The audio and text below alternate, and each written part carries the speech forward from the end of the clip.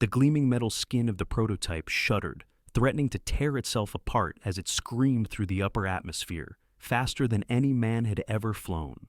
On the instrument panel, every needle was buried deep in the red, and a cacophony of alarms blared, a mechanical shriek of terror and triumph. Down below, his superiors thought this machine was a pile of scrap metal in a forgotten hangar, a failed project destined for the junk heap. They didn't know that, at this very moment, a lone engineer was strapped inside, breaking every rule and every record in a single desperate gamble. He didn't know if he would land in one piece or as a crater in the desert floor, but as the sky ripped past his canopy, one thing was certain: aviation would never be the same. Before we carry on, please hit the subscribe button to make my day, and let me know where you are watching from in the comments. The afternoon sun of 1945 cut through the blinds of General Morrison's office at Wright Field, laying stripes of light and shadow across the polished oak desk. The air was thick with the scent of stale coffee and the heavy, oppressive weight of bureaucracy. Arthur Kane stood before the desk, his knuckles white as he clutched a roll of blueprints. He was a man in his late 30s, with a mind that operated at 1,000 miles an hour and a perpetually disheveled appearance that suggested he had more important things to worry about than a comb.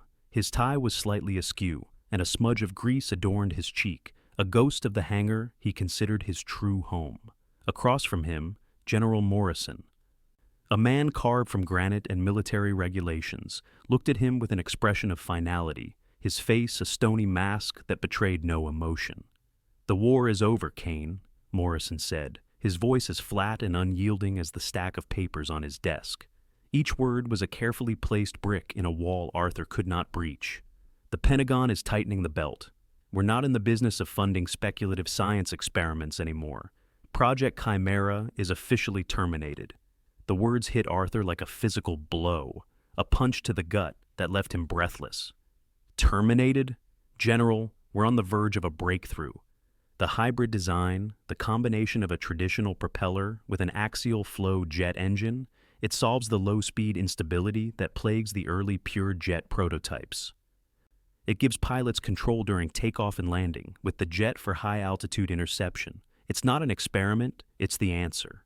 He unrolled the blueprints on the edge of the desk, his hands tracing the elegant, dangerous lines of the aircraft he had poured the last 3 years of his life into. The XP-59B Chimera, his baby. The paper was worn and soft at the edges from countless hours of being unrolled and re-rolled, studied and debated. Look at the performance projections. The thrust-to-weight ratio is off the charts. It can climb faster, fly higher, and outmaneuver anything we have, anything the Russians might be developing. He tapped a finger on a complex series of calculations, a frantic dance of numbers that promised a new era of flight. Morrison didn't even glance at the papers. His gaze remained fixed on Arthur, cold and dismissive. He slid a single official-looking document across the desk. It was a termination order, stark and brutal in its simplicity. "Your passion is noted, Mr. Kane, but the decision is final. The future is pure jet propulsion, based on the German designs we've acquired.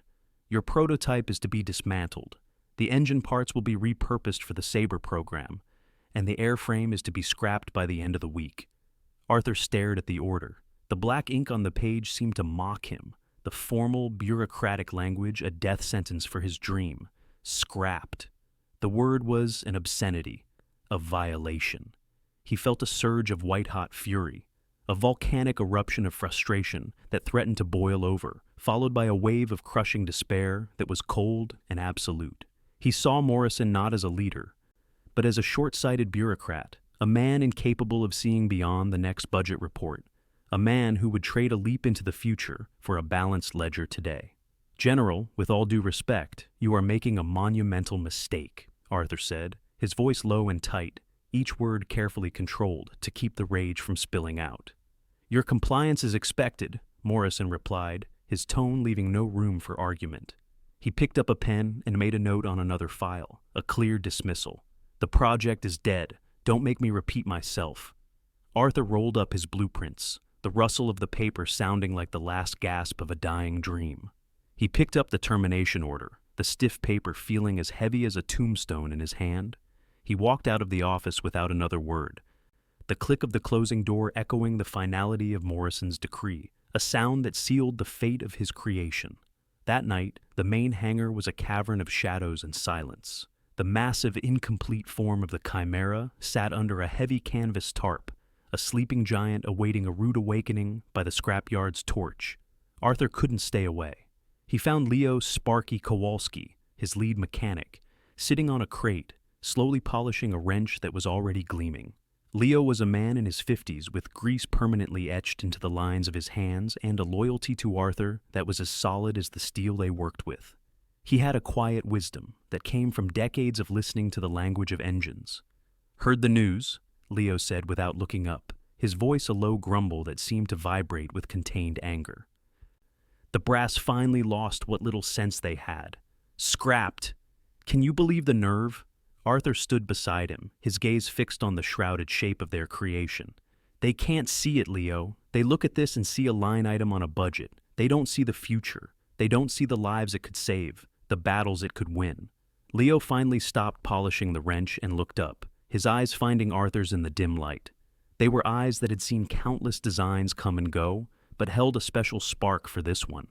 "So what now, Art? We just let them tear her apart? Let them turn 3 years of our lives into a pile of aluminum shavings?" A reckless, desperate idea had been brewing in Arthur's mind ever since he'd walked out of Morrison's office. An insane, career-ending, court-martial-worthy idea. It was a flicker of defiance that refused to be extinguished by the cold water of military bureaucracy. He took a deep breath, the air tasting of oil and metal. What if they're wrong? What if we could prove it, just once? Leo's eyes narrowed, a flicker of understanding and alarm dawning in them. "What are you talking about?" "I'm talking about finishing her," Arthur said, his voice barely a whisper, a conspiratorial hiss in the vast empty space. "Here, in secret. We have a few days, then we take her out to the old training field at Blackwood Flats. It's been decommissioned for a year. We conduct one test flight. We get the data, the real-world telemetry, and we shove it in their faces. We show them what they're throwing away." Leo stared at him, his mouth slightly agape. The wrench hung forgotten in his hand. "You're talking about grand theft, Art, insubordination, unauthorized operation of an experimental aircraft. That's not just a slap on the wrist, that's a federal prison, for both of us." He shook his head slowly, the weight of the words sinking in. "I'm talking about showing them the future," Arthur repeated, his desperation hardening into a fiery determination. His eyes burned with an intensity that bordered on madness. He felt he had nothing left to lose. His reputation was already tied to a failed project. "I can't do it without you, Sparky. You're the only one who knows this engine as well as I do. One last flight. Are you with me?" Leo looked from the fierce, almost manic gleam in Arthur's eyes to the hulking shape under the tarp. He thought of the years of work, the shared frustrations and triumphs, the long nights spent arguing over schematics and celebrating small victories. He remembered the promise of the machine they had built together, a promise the bureaucrats were too blind to see.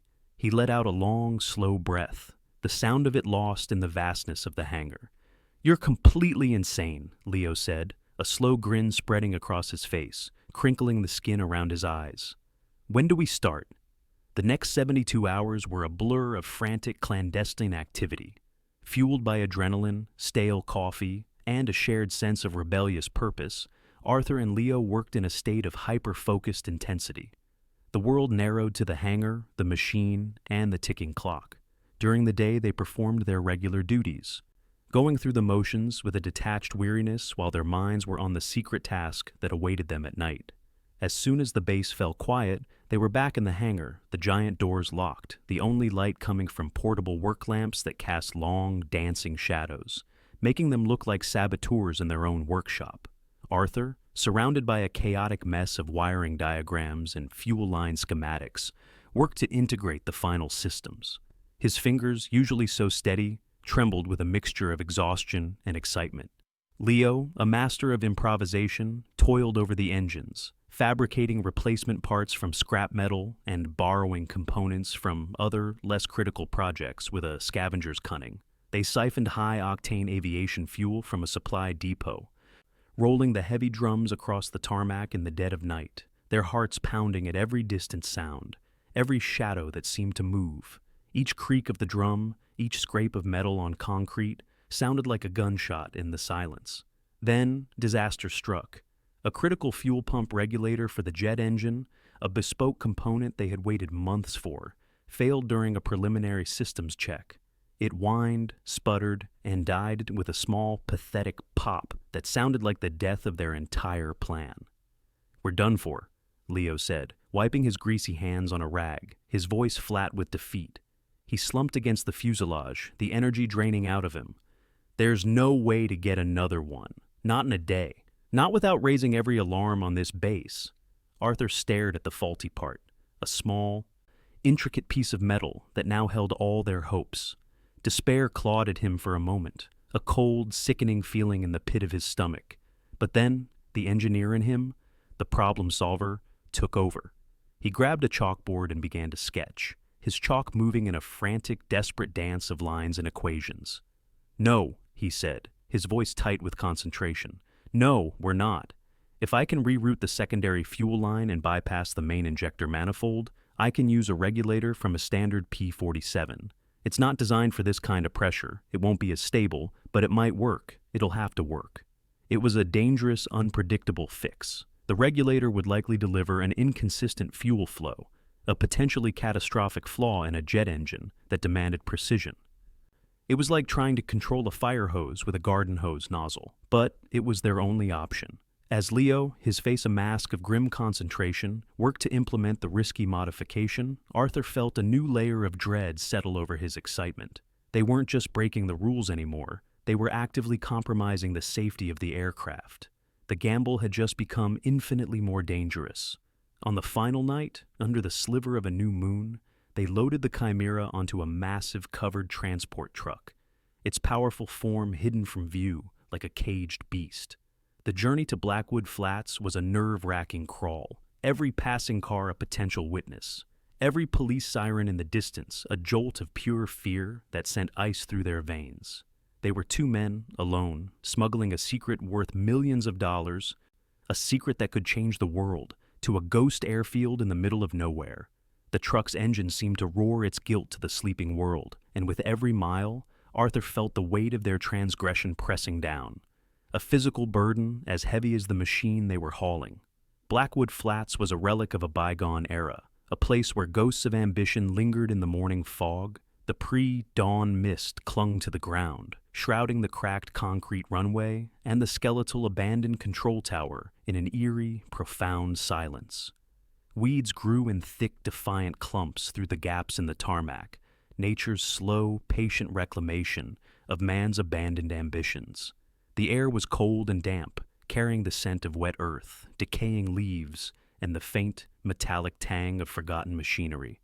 It was a graveyard of progress, the perfect secret stage for a resurrection. As Arthur and Leo unloaded the Chimera from the transport, the plane looked like a visitor from another world, a creature of gleaming, futuristic promise in a setting of decay.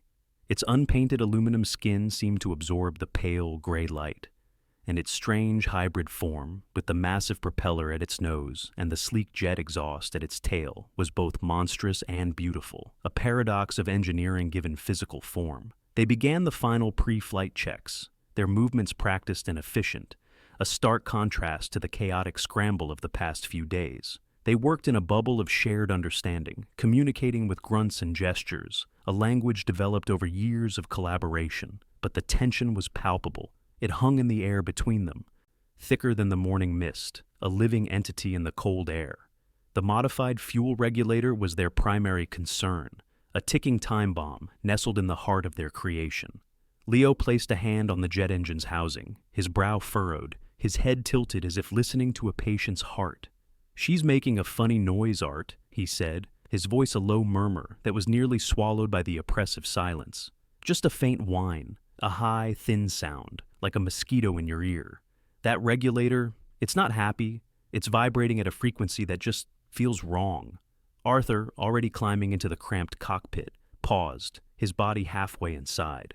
He strained his ears and could hear it too, a high-pitched, almost imperceptible vibration that traveled up from the fuselage and into the soles of his boots.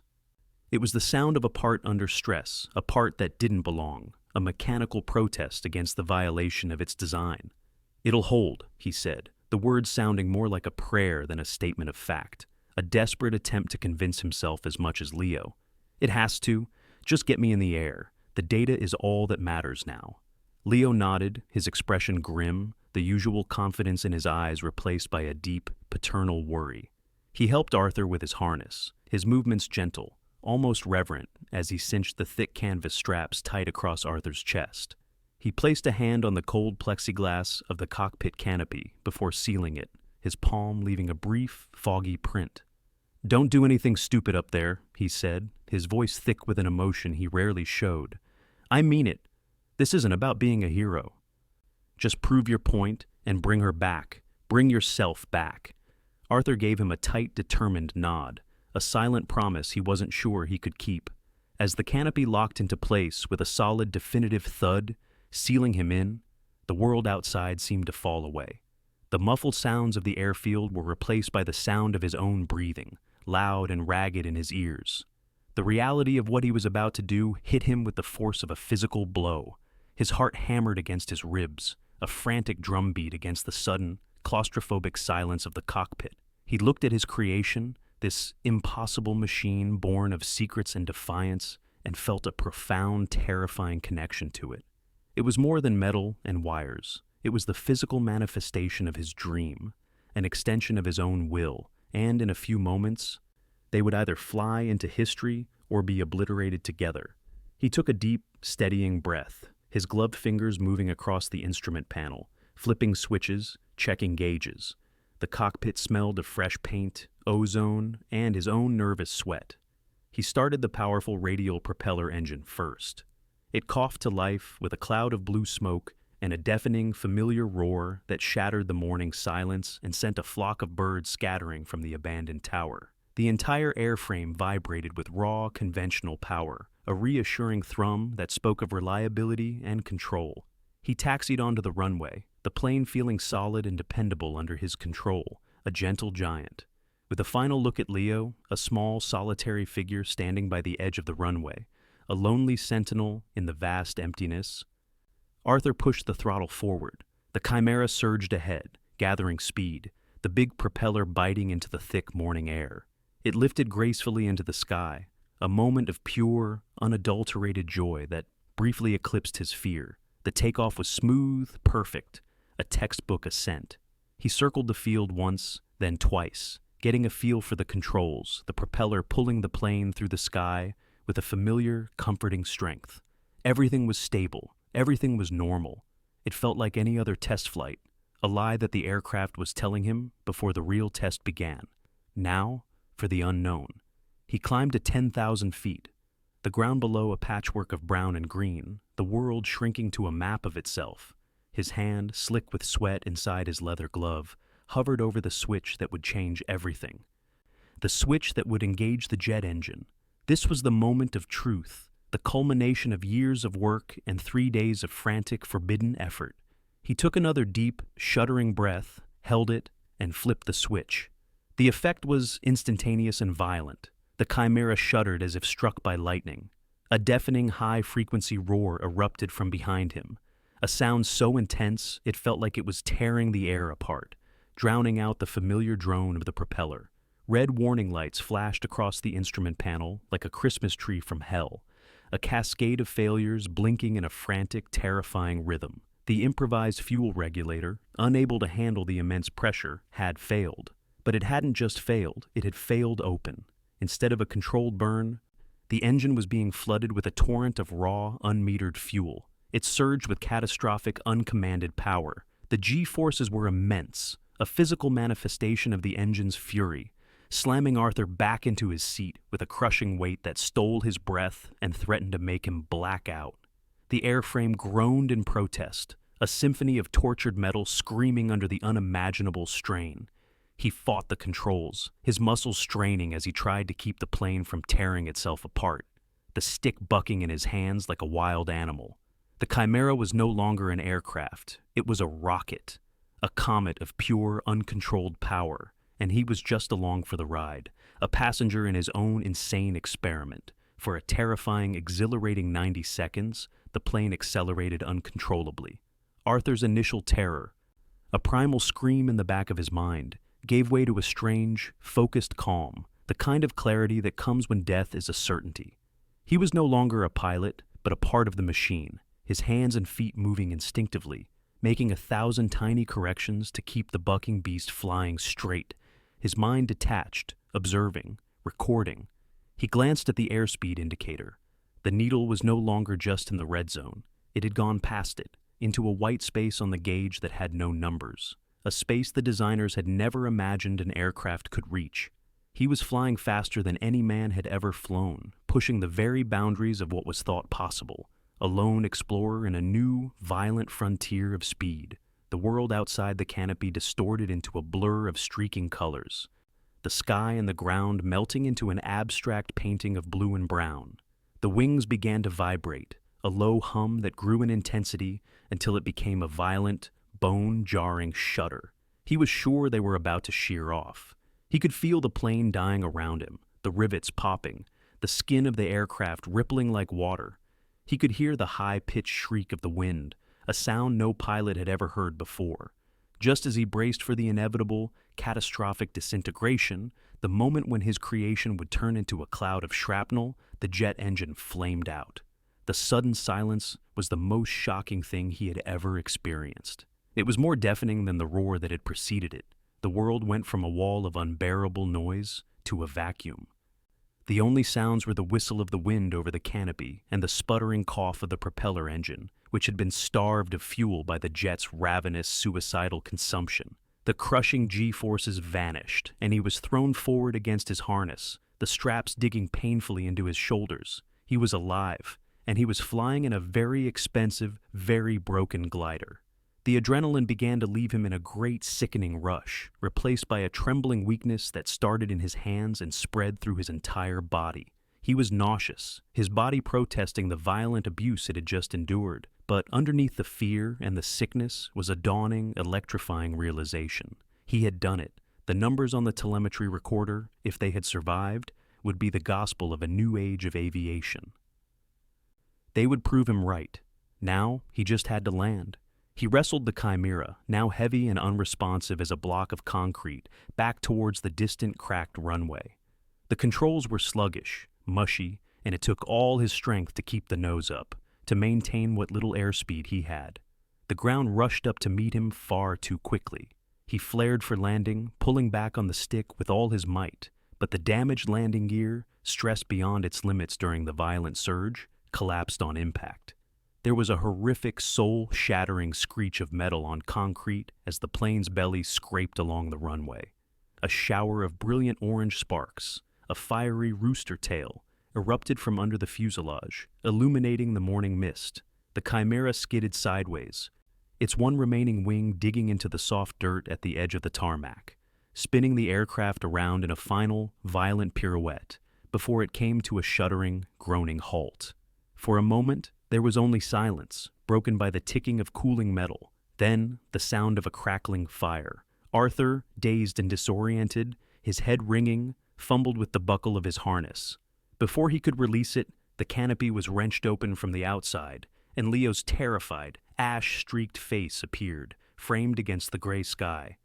"Art, are you okay? My God, I thought you were a goner," Leo yelled, his voice cracking with a mixture of fear and relief. He pulled Arthur from the smoking cockpit, half, dragging him onto the runway. Arthur stumbled out onto the tarmac, his legs barely able to support him. He looked at his beautiful creation, now a broken, smoking wreck, its elegant lines twisted into a posture of defeat. A pang of grief, sharp and intense, shot through him, but it was quickly replaced by a profound, overwhelming sense of vindication. He held up the small metal clipboard that held the telemetry data, its needle having scratched a frantic, unbelievable arc onto the paper, a seismograph reading of their earthquake. "It worked, Leo," he said, his voice hoarse and shaky, a grin spreading across his soot-stained face. He pointed a trembling finger at the peak of the arc, a spike that went clear off the chart. It nearly tore itself apart, but look at the numbers. We went faster than any man has ever flown. They both stared at the impossible data, the black scratch line that represented the proof of their insane gamble. As the smell of smoke, hot metal, and burning fuel filled the air, the sun was now rising, casting a long golden glow on the scene of their crime and their triumph.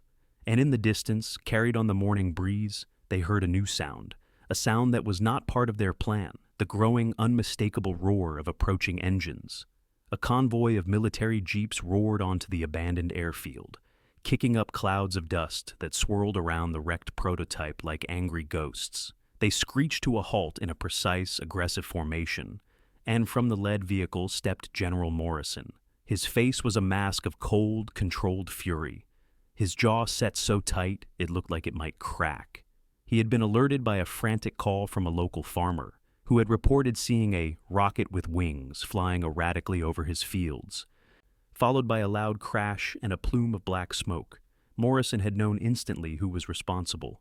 He took in the scene, his eyes moving from the smoking, broken chimera, its beautiful lines now a mangled tragedy of twisted metal, to the two men standing beside it, covered in grease, soot, and the grime of their transgression.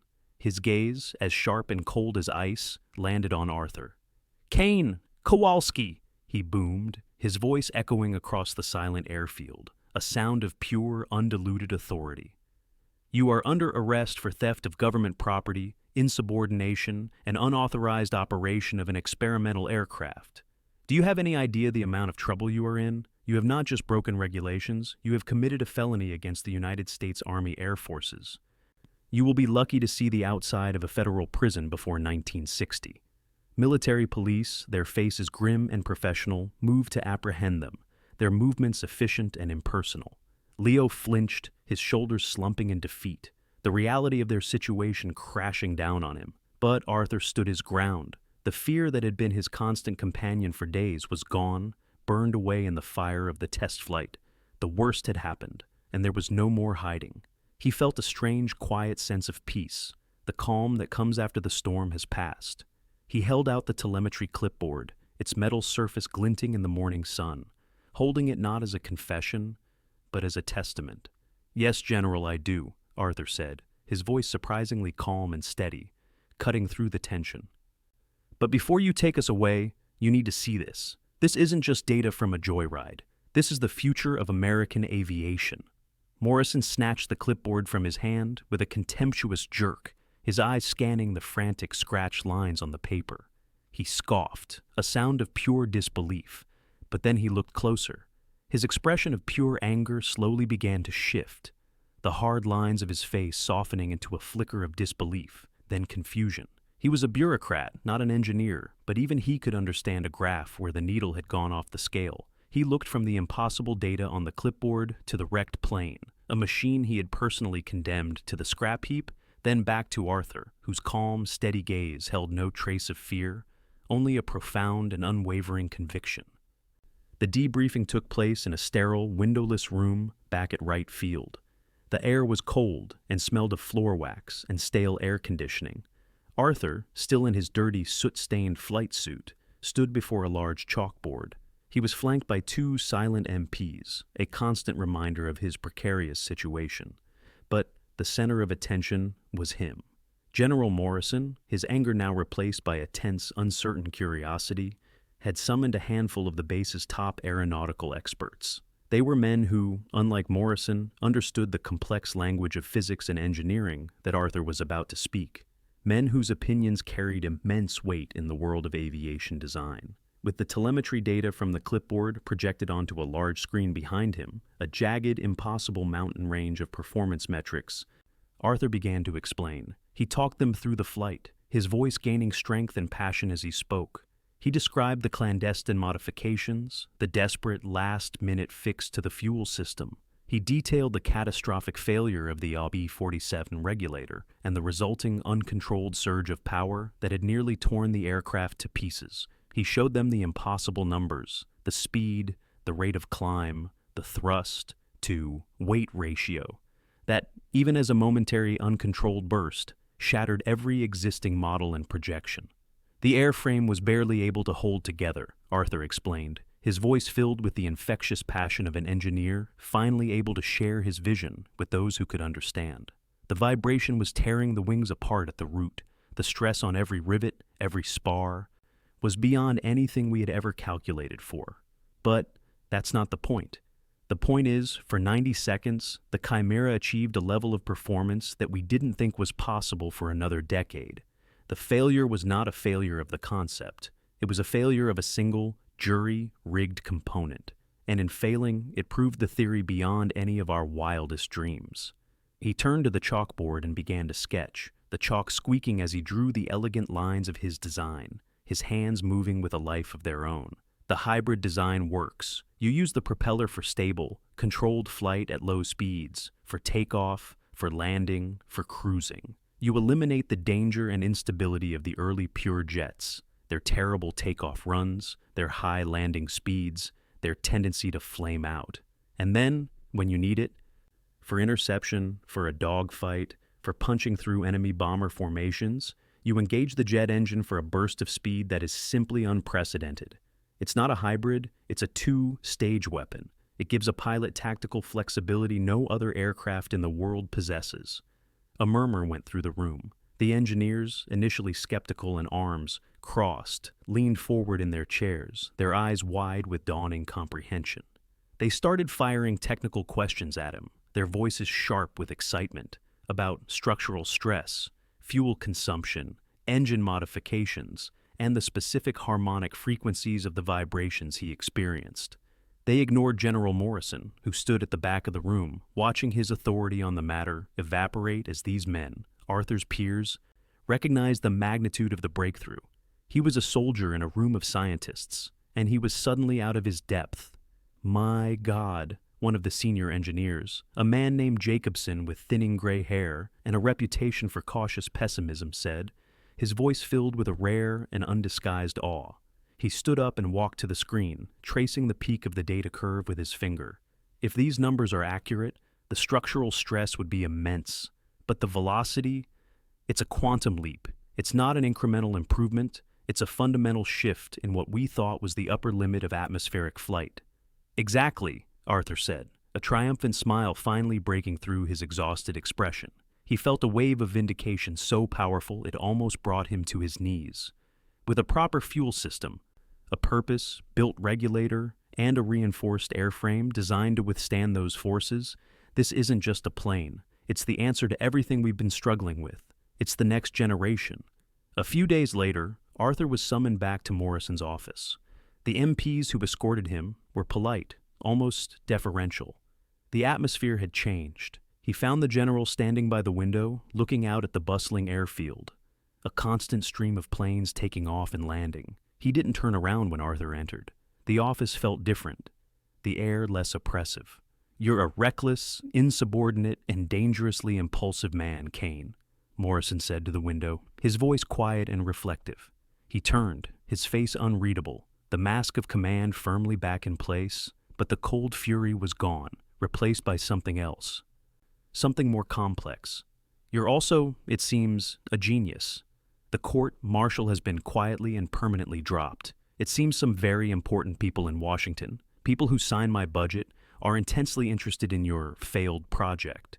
He walked to his desk and picked up a thick file. It was new, the manila folder crisp and unmarked, except for a single stark word stamped in red ink. "You're not fired. You've been reassigned, you and Kowalski. You are to lead a new top-secret division. Your sole task is to build upon the data from your unauthorized test flight. You will have access to whatever resources you need. Your new budget is, for all intents and purposes, unlimited." He handed the file to Arthur. The cover read, Project Phoenix. Arthur took it, the weight of it feeling far greater than its physical mass. It was the weight of responsibility, of expectation, of a second chance he never thought he would get. "Don't ever pull a stunt like that again," Morrison said, and for the first time, Arthur heard a hint of grudging respect in his voice, a soldier's acknowledgement of a successful, albeit insane, gamble. "And don't disappoint us." The next few years were a whirlwind of activity. Arthur, no longer a disgraced outcast, but a respected program director, worked with a hand-picked team of the brightest engineers and mechanics in the country. He and Leo, their partnership forged in secrecy and rebellion, were now at the center of the most important aviation project in the nation. The lessons learned from that single violent 90-second burst of speed informed every aspect of the new design. They reinforced the airframe, redesigned the wings, and, most importantly, perfected a fuel delivery system that could handle the immense power of the jet engine with precision and reliability. The ghost of the Chimera, the broken prototype that was quietly and secretly buried, haunted every blueprint, every calculation, a constant reminder of the fine line between triumph and disaster. One crisp autumn afternoon, years later, Arthur stood on the edge of a long concrete runway at a secure test facility deep in the Mojave Desert. The sky was a brilliant, cloudless blue. Beside him stood Leo Kowalski, now the civilian head of the entire Advanced Maintenance Division, his hands for once clean. Before them sat a new kind of aircraft. It was sleek and silver, with swept back wings and the powerful, confident look of a predator. It bore a clear lineage to the Chimera, the DNA of that first rough draft visible in its lines. But it was something more, something refined and perfected. It was the F-86 Sabre, America's first true jet fighter, a machine that would go on to dominate the skies and define a new era of aerial combat. The jet's engine spooled up with a powerful rising whine, a sound that was no longer a shriek of protest, but a roar of pure, controlled power. With a thunderous boom that echoed off the distant mountains, it shot down the runway and lifted into the sky, climbing at an angle that seemed to defy gravity. It was the sound of the future. Arthur watched it climb, a silver dart streaking across the brilliant blue sky, leaving a pure white contrail in its wake, a chalk line drawn on the blackboard of the heavens. "She's beautiful, isn't she?" Arthur said, his voice quiet with an emotion that was too deep for words. Leo nodded, a proud, knowing grin on his face. He watched the jet perform a high-speed pass, the sound arriving a full second after the plane had already streaked by.